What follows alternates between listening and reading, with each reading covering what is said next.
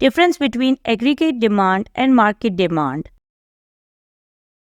What is aggregate demand? Aggregate demand refers to the overall demand for all finished goods and services produced within an economy. It is represented as the total monetary value spent on these goods and services at a particular price level and moment in time. Aggregate demand is a microeconomic term. Aggregate demand includes consumer goods, capital goods, exports, imports, and government spending programs. Each component is viewed as equal when they are traded at the same market value. Components of aggregate demand. Aggregate demand is influenced by the total spending on goods and services across all economic sectors, consisting of four main components. Consumption spending. Consumer spending reflects the demand generated by individuals and households within the economy.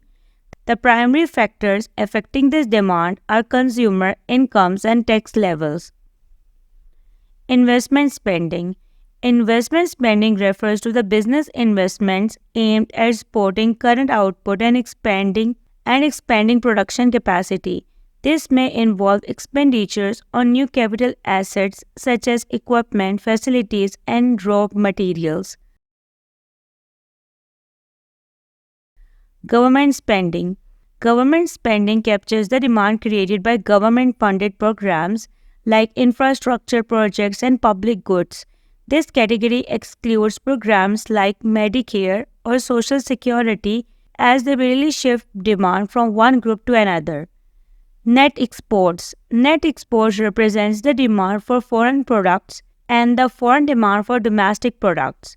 It's calculated by subtracting a country's total imports from the total value of its exports.